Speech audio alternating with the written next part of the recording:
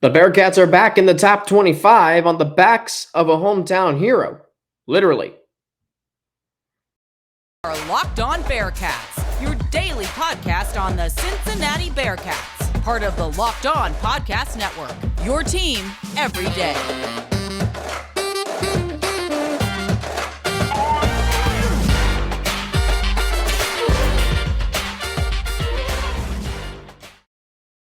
Thank you so much for making Locked On Bearcats your first listen of every day. Today's episode of Locked On Bearcats is sponsored by SimpliSafe Home Security with Fast Protect technology, exclusively from SimpliSafe 24/7 monitoring. Agents capture evidence to accurately verify a threat for faster police response. There's no safe like SimpliSafe. Visit simplisafe.com/lockedoncollege to learn more. Alex Frank with you, your host, each and every day. Don't forget to follow us on YouTube. Subscribe to our Locked On Bearcats YouTube channel. So let's talk about Corey Kiner, because that is a big part of the reason why the Bearcats back in the top 25, number 24 in the country. Number 24, first time in the top 25 since before their first game of the season against Arkansas. And Corey Kiner plays a large role in this. You can see he's finally starting to deliver. He adds a much needed depth to the running back room. When we talked about earlier in the offseason who was going to lead this new look running back room, who was going to be that new guy, maybe some of you said Charles McClellan, maybe some of you thought Ryan Montgomery, but Corey Kiner, even if he is not the lead back yet, he's certainly a big part of it. Why? Well, look at the way he plays. Saturday night at Tulsa, he had 12 carries for 106 yards and a touchdown. His longest run was 52. His most important run was the 19-yard touchdown run on 4th and 1. So he's a big play running back. He scores touchdowns. He has a touchdown in 5 straight games, his first 5 games as a Cincinnati Bearcat. And he brings that big play element to the running game. You watch him run. He's a finisher. He had the final touchdown against Indiana. He's a closer. He was able to finish off the first touchdown drive against Arkansas. He had another touchdown against Kennesaw State. He had a rushing touchdown against Miami, as I mentioned. And you look at the way he's finishing his runs, the way he's able to knife through the defense. Charles McClellan is a bruising runner, but Corey Kiner just skirts right through the defense like it's no big deal, right? He is a knifer. He gets through holes very easily. He's very slippery. Kind of reminds me a little bit of maybe Joe Mixon, Le'Veon Bell. So, and the best part about it is he's starting to get healthy. He wasn't on the field a whole lot against Miami. He wasn't on the field a whole lot against Indiana, but he was on the field a lot against Tulsa. It was great to see that. In a running back room whose depth has certainly been tested by injuries, now that Corey Kiner is healthy, this running back room has a lot of versatility. It can be a ground and pound attack. It can be big plays. Kiner averaged nearly 9 yards a carry on Saturday night. 9 yards a carry. So what I'm seeing from him is just a burst of speed, a jolt, and that's what he gives this offense.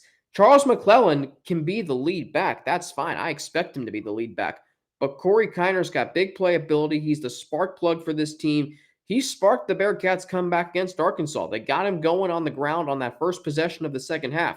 There's chunk plays. He converts big plays and risks like 4th and 1 last night. And I'm excited to see if he can continue to grow and evolve. He just has to stay healthy. This running back room is still going to be what carries this team. And we talked about this last week leading up to the game. You heard Russ Heltman say it on this show on Thursday. You heard us say Corey Kiner and the Bearcats had to run the football against Tulsa, and they did. You had your lead runner over 100 yards for the game against Tulsa. The Bearcats, in addition to Corey Kiner, Charles McClellan had some carries as well, but Kiner was the leading rusher. So Saturday night at Tulsa, when the Bearcats, Corey Kiner ran for over 100 yards, which, considering you were coming off of a very lackluster performance running the football against Indiana, it was great to see someone get over 100 yards. So Corey Kiner rushed for over 100 yards. Bearcats as a team ran for 198. They outran Tulsa 198-36. McClellan was 13 for 87. Ben Bryant was even, well, he gained 30, lost 25, so really 7 for 5. But your two main running backs split carries, and almost both of them get over 100 yards. So even though the passing game through the first 4 weeks of the season, there was truth to that it had become the biggest part of the offense. Now, I don't know. You know, the running game is still very paramount to this offense. That is this program's identity. And you look at this offensive line and their ability to create running lanes. That is exactly why the Bearcats were so successful on the ground Saturday night. Because this offensive line is doing its job up front, and these running backs are hitting the holes hard. This is still a run-first team, and they need to be. Because they now have these big-time receivers in Tyler Scott and Trey Tucker who can fly down the field. If opposing teams decide to play too high safety or cover two, running the football is going to bring more guys down into the box, and that's only going to open up the passing game. When we talk, there's a reason, I've said this many times before, and you've heard this other places too, I'm sure. When you hear defensive coaches say you have to stop the run, there's a big reason for that, and this performance from Cincinnati is why they are a very good offensive team. Because we know they can throw, but they can win now in multiple different ways, and that should make you feel good as a Bearcats fan. Because this offense still has some new pieces. Ben Bryant is still, believe it or not, a work in progress. Okay, Tyler Scott, for as great of a first 5 games as he has had this season, he's still developing into being a premier wide receiver. Eventually, defenses are going to figure him out. Defenses have seemingly already figured out Josh Wiley and Leonard Taylor.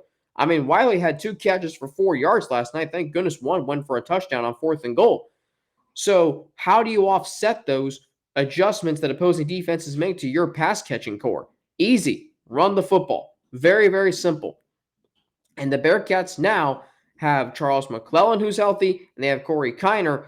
You know, it's very surreal for me. It's very surreal for you listening to this to watch him be doing this in a Cincinnati Bearcats uniform, because you look at what he is able to do. You look at what you watch him in high school, and you realize how big of a commodity and prospect he was, and all of a sudden, now he's here in Cincinnati. That felt surreal. And not only that, but now he's playing football in a Bearcats uniform, and look at all that he is doing. Like, he is a spark plug for this team. You didn't really know what his role was going to be like this season, but you know now what it is going to be. If the Bearcats need a jolt off the bench in their ground game, they're going to go to Corey Kiner. If they need a big play on 4th and 1 or 3rd and 1, don't be surprised if Corey Kiner gets the call. That is exactly what he provides this team. And we saw that on Saturday night, and the hope is we continue to see that the rest of the season, especially because going into next year, when McClellan is most likely gone, or unless he comes back for his 6th year, which I don't think he will, Corey Kiner is going to be your lead back. So it's better that he's doing this now as opposed to later. All right, coming up, we're going to talk about the aggressive decisions, the decisions to be aggressive in the second quarter that led to 10 Bearcats points, and the game was decided ultimately by 10 points. We will get into it after a word from SimpliSafe. So I get up the live read here. So apparently I need to zoom in here. So the numbers don't lie. In the last decade, over 4 million people have chosen SimpliSafe Home Security to protect their home. You don't earn the trust of that many people without doing something right. And at SimpliSafe, your safety is the only thing that matters. I know because I use SimpliSafe in my home, because they protect you with cutting-edge security technology powered by 24/7 professional monitoring agents who always have your back. With 24/7 professional monitoring, SimpliSafe's agents call you the moment a threat is detected and dispatch police or first responders in an emergency, even if you're not home or can't be reached. SimpliSafe blankets your home in protection with advanced sensors for every room, window, and door, HD security cameras for inside and outside your home, smarter ways to detect motion that only alert you when a threat is real, and even hazard sensors that instantly detect fires, floods, and other threats to your home. Our monitoring experts use proprietary advanced response technology to visually confirm when a break-in is real, so you can get the highest priority police dispatch. Customize the perfect system for your home in just a few minutes at simplisafe.com/lockdowncollege. And when you do, you can save 20% on your SimpliSafe security system when you sign up for an interactive monitoring plan and get your first month free. Visit simplisafe.com/lockdowncollege to learn more. There's no safe like SimpliSafe. All right, so one thing that I really liked in the second quarter on Saturday night from Cincinnati was the Bearcats going for it on 4th and 1 from the 19-yard line. Loved it. Why? Because Cincinnati on their previous possession missed a 37-yard field goal, or 34, however long it was. And Luke Fickell's not going to say, if he's asked this, or you already listened to his, or I know you haven't. If he's asked this later today at his press conference, the confidence that he has in Ryan Coe. But right now is 4 for 7 on field goals. Not great, not bad, but not great. Luke Fickell's not going to say that he doesn't have confidence in this kicker. But he doesn't. You know why? Because the Bearcats could have gone for 3. They would have been up 10 points if he had made it. Would have been up still a touchdown if he hadn't. But you just missed a kicker, and you never know how many possessions you're going to get in the remainder of the game. And that's why the Bearcats went for it on 4th down from the Tulsa 19-yard line. And that's what Corey Kiner is there for. The ability to hit that hole, get the yard, and then just bust loose for a touchdown. Big play in the game that put Cincinnati up 21-7. And against a Tulsa team. And here's the thing, too, you got to understand. The longer you keep Tulsa hanging around like the Bearcats did last year, unfortunately, the longer Tulsa thinks they can win the game. I mean, they were very, very close to tying it last year. That was a lot of nervous moments for Bearcats fans when they were driving twice inside the 5-yard line at the end of the game. So I look at it that way, and I say to myself that it was a good thing the Bearcats went for it on 4th and 1 from the 19-yard line. That's what Corey Kiner's there for. When you need that 1 yard and he's just able to hit that hole, because sometimes with a power back like McClellan, he's not just going to burst right through the hole and get that 1 yard he needs. You just got to, run the ball straight up the gut and get through that defense. And that's exactly what Corey Kiner did. Let's go to the end of the half because I liked the Bearcats' approach in this. So they were, if I have the play-by-play in front of me, so the Bearcats scored on their last first half possession, right? They got the ball on their 25-yard line, and they drove 54 yards in 9 plays, took 1:20 off the clock, ending with a 39-yard field goal by Ryan Coe, which barely made it in, by the way. But on that drive, there were 7 seconds left, and you saw Ben Bryant go for it all to Nick Mardner. That's utilizing what Nick Mardner's there for, which I talked about this last week. He gives this offense another dimension, a height advantage on the outside, which is really, really key in this, right? So they went for it all, knowing they had the advantage. The turning points, sorry, we'll get there in a minute, but I like the aggressiveness approach. Why this team has gotten to where it is over the last 5 years, they're not trying to play it safe. And in a game that was decided by 10 points, Cincinnati made the plays that mattered. Going for it on 4th down, being aggressive at the end of the half on 2-minute drill, going for a touchdown and only kicking a field goal when you had to. See, there's a difference. Again, Luke Fickell can say that he has confidence in his kicking game. I don't really think he does. But it goes to show you that they are very willing to be aggressive. They are very willing to air it out, go for it all, because they have a quarterback with an NFL arm. They have a wide receiver who's 6'6", and he made the catch. It was a great throw by Bryant. He just didn't get his feet down and bounce. So at the end of the day, that is what the Bearcats are doing. They're being aggressive. And that's what has led them to this win over Tulsa in a chippy game. They were the more aggressive team. It's what led them to a win against Indiana in the first half. It's what led them to beating Miami. It's what led them to winning a whole bunch of games over the years because they're not willing to play it safe. They want to go all out and be aggressive, sometimes too aggressive. And now with Gino Guidugli, former quarterbacks coach and former UC quarterback as offensive coordinator, you can probably expect more of that going forward. All right.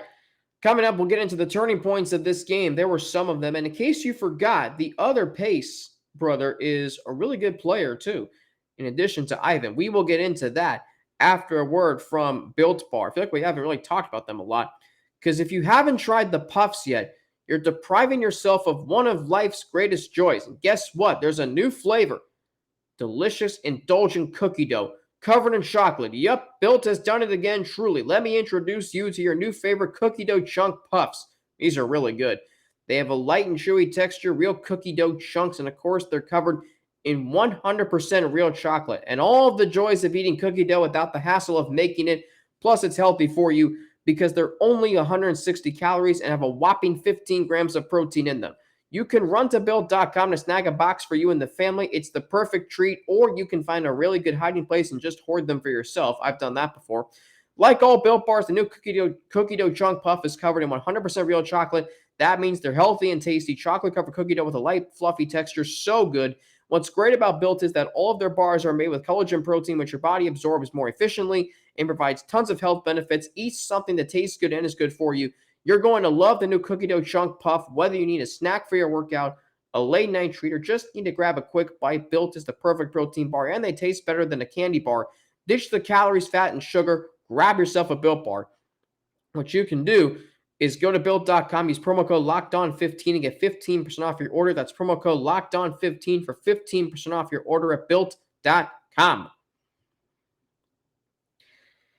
All right, so the game Saturday at Tulsa started really interestingly. The Bearcats kind of got something going on their first possession. In fact, it only went 19 yards despite it taking 9 plays and 3:50 off the clock. Tulsa's first possession ended with a pick six thanks to Bearcats junior linebacker DeShawn Pace. I've always been a fan of this guy. Really have.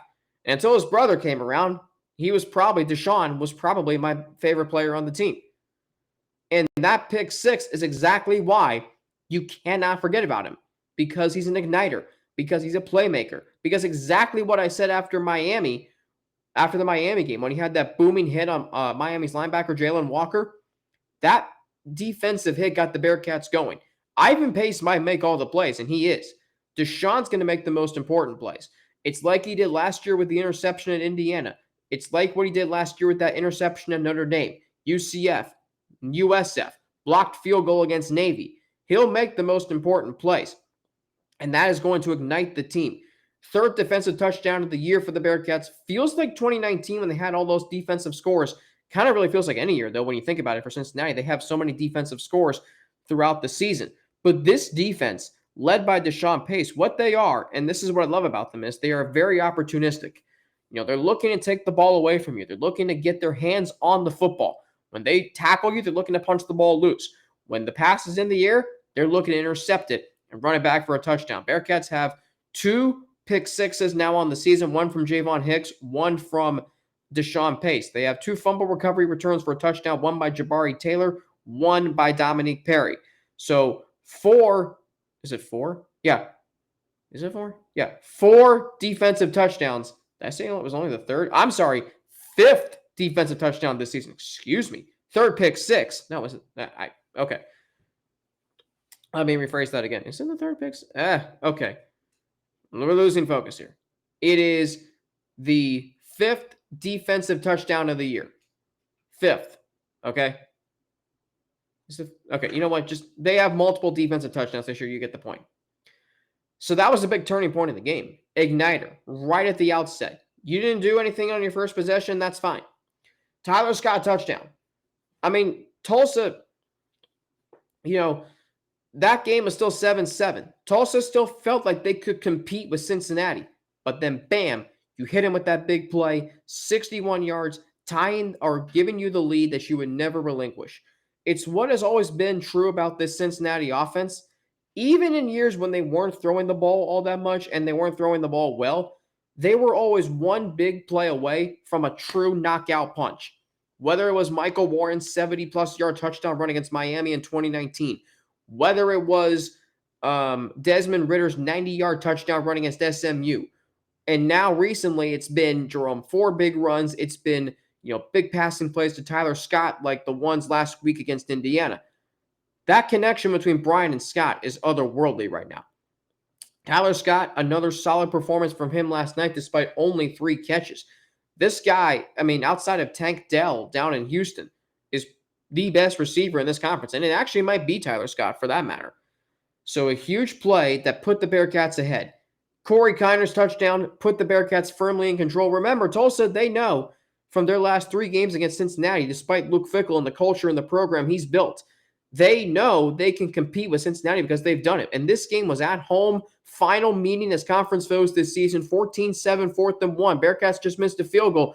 You're Tulsa, you're thinking, okay, if we stop them here again, like we are still very much in this game. And then boom, Kiner able to squirt through the offensive line and race his way 19 yards for a touchdown, completely taking all of the momentum out of Tulsa's sails. Point blank and period. Point blank in the period. It just really is interesting when I think about this game. There's a culture still in place for Cincinnati. There's a winning program. There's talent still in place. It's why the Bearcats are back in the top 25. It's why they're 4-1. It's why they've won 17 straight conference games. It's why they've won 2 straight conference championships. And it's why the Cincinnati Bearcats are still one of the best 25 teams in college football. Okay? It's why they still are. So I've got more news for you. And this is going to be coming up tomorrow because that culture is still in place that wins games. It's a winning program. They're still the most talented team in the AAC. And if you're still on the criticism train for Ben Bryant, well, I've got news for you. And I'll get into it tomorrow. Because even though he didn't have a great game on Saturday, I'm still going to deliver this news to you again. So hope you're ready for that. Don't forget, again, to subscribe to our Locked On Bearcats YouTube channel. Follow us, too, to get an alert every time we drop a new episode. You can follow me on Twitter at Frankie_90 with 2 N's and an ATI. You can follow me on Instagram, AlexFrank9_, or email me at alex3frank@gmail.com. Hey, thanks again for making Locked On Bearcats your first listen of every day. Now, for your second listen, go check out Locked On Big 12, led by everyday host Josh Neighbors. He'll take you around the conference with the local experts of Locked On as they cover the Big 12 in 30 minutes. Locked On Big 12 is your second listen of the day. We are part of the Locked On Podcast Network, your team every day. You can follow me on Twitter at Frankie_90 with 2 N's and an ATI. You can follow me on Instagram, AlexFrank9_, or email me at alex3frank@gmail.com. Back tomorrow with some more news surrounding Ben Bryant. And then Thursday, Russ Heltman joins me for our weekly conversation. Friday, we will get into USF and look ahead to that game next Saturday. Homecoming game for the Bearcats. They put a 29-game home winning streak on the line. For Locked On Bearcats today, I'm Alex Frank. Thanks for listening and making us your first listen every day. And we will be back tomorrow with the news of the day surrounding Ben Bryant. I think you'll like this one. Have a great rest of your day, and I will talk to you all tomorrow.